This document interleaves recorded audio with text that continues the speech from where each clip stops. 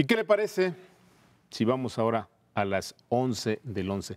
Mire, esta mañana nos acompaña Jimena Céspedes, directora general de Metrix, una conocedora de todo lo que tiene que ver con redes y digitales. Jimena, buen día, bienvenida. Buenos días. Jimena, platícanos, estamos viviendo un proceso electoral intenso, fuerte, y que mucha gente dice que está siendo dominado por las redes. ¿Cierto o falso? Es cierto. Por lo menos estas son las primeras elecciones en donde hay más gente prácticamente en redes sociales que incluso viendo televisión.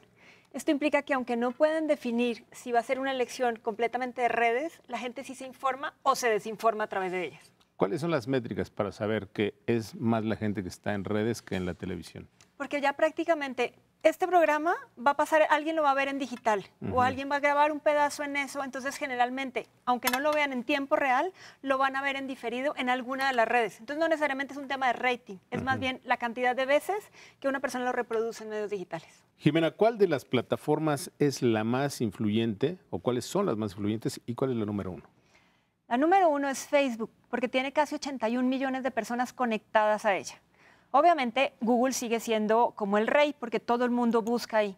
Después sigue Twitter, y ya no tenemos que perder de vista que WhatsApp tiene casi la misma cantidad de usuarios que tiene Facebook, y casi el 40% de la actividad de Internet se mueve a través de WhatsApp.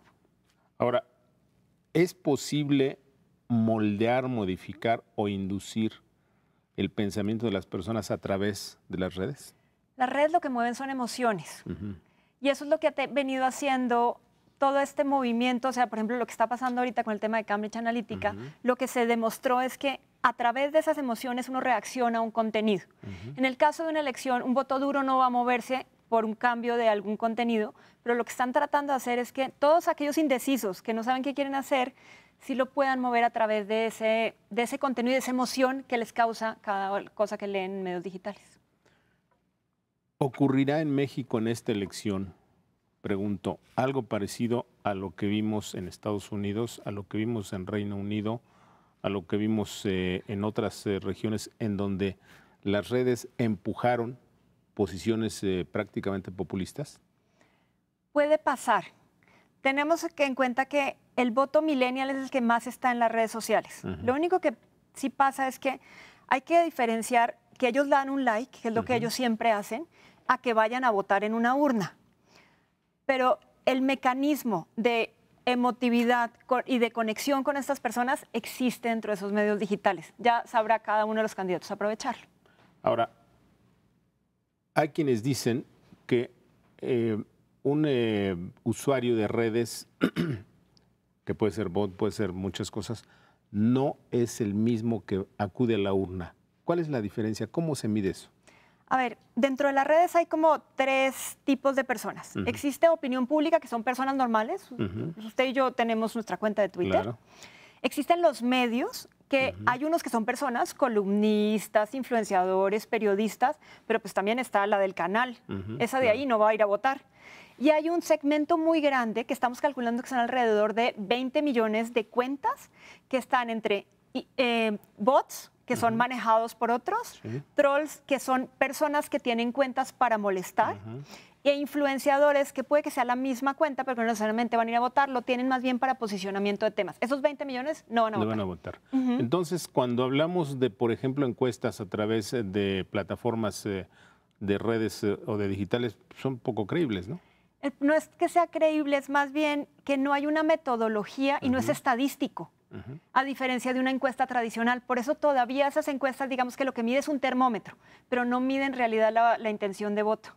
Claro. ¿Las redes o los digitales, las plataformas digitales pueden definir una elección, por ejemplo, la elección en México?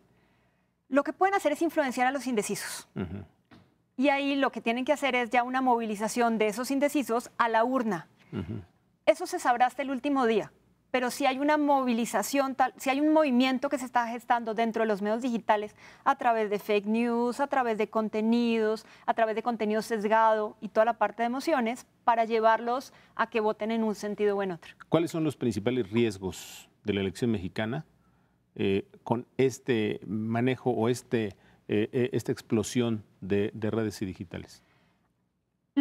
El riesgo más grande son los ataques que se hacen de un partido a otro para, o bien sea para desmotivar, desacreditar. Digamos que eso es lo primero. Y también en contra de las instituciones, que serían como los dos riesgos más grandes que hay, de las instituciones y de ahí de un partido a otro o de un candidato a otro. A ver, dígame, ¿cuál es el reto que tiene, por ejemplo, el INE, que hizo un acuerdo con Twitter y con Facebook? Y con Facebook. En esta elección, o sea, ¿para qué estos acuerdos y de qué nos van a servir a los ciudadanos? A ver, el INE tiene el mismo reto que tenemos todos, que es una plataforma prácticamente desconocida para ellos, en los cuales lo primero que tendrían que hacer es entender qué parte es medio, qué parte es opinión pública y qué parte son bots y troll, y sobre eso tomar decisiones. El acuerdo que firmaron, en realidad, para lo que más va a servir es para la difusión tanto de los debates como de los resultados, para que ahí no haya ninguna duda de lo que está pasando tanto en Twitter como en Facebook. Pero el resto son acuerdos en los cuales el INE no tiene dientes para ponerlos en práctica. Por ejemplo, el tema de fake news, el tema de bots, todo eso tendría que ser regulaciones que se hagan a posterior. Para esta elección no creo que alcancemos a hacer nada. Pero entonces, ¿qué vamos a hacer? Por ejemplo, pongo un caso específico. Yo subo un video en donde exhibo a un candidato, el que sea, y los adversarios de ese candidato distorsionan el sonido, la imagen y se acabó. Entonces, pues es una guerra espantosa en donde nadie tiene pues garantizado el derecho, por ejemplo, a la libertad de expresión.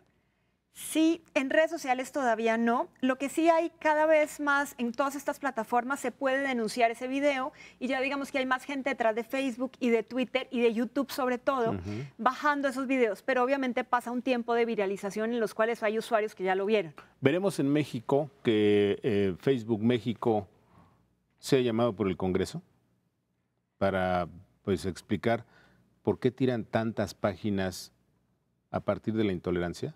Debería ser. O sea, el Congreso sí debería hacerlo. No sé si quieran esa batalla en este momento. O sea, ¿de quién dependería? ¿Habría que hacer un movimiento para que el Congreso deberíamos reaccione? todos estar diciéndole al Congreso que debería citar a Facebook México porque Facebook México ya tiene oficinas aquí para que comparezca y determine. Y además de todo le ayude al INE, por ejemplo, en este caso, a hacer una regulación real para el tema de México. Pero a ver, hace un poco tiempo algún gobierno y alguna autoridad se le ocurrió decir que pues sería bueno empezar a regular las redes y le vino encima una paliza. O sea, pareciera que los propios usuarios concebimos a las redes como intocables y como si fueran una especie de divinidad en donde todos podemos hacer lo que queramos, pero en realidad no es cierto, son empresas y negocios que están al servicio de algo y de alguien. ¿Sabes qué deberías? O sea, lo que nosotros creemos es que el usuario es el que debería pagar por el servicio de aparecer en una red social. Si yo pago por eso, no tendría por qué alguien pagar publicidad para que yo la vea. Claro. Si detenemos la publicidad dentro de las redes sociales, detenemos por lo menos el 60% de los problemas que tenemos actualmente. Porque esas empresas lo que hacen es pagar publicidad para que yo vea ese contenido y yo lo difunda.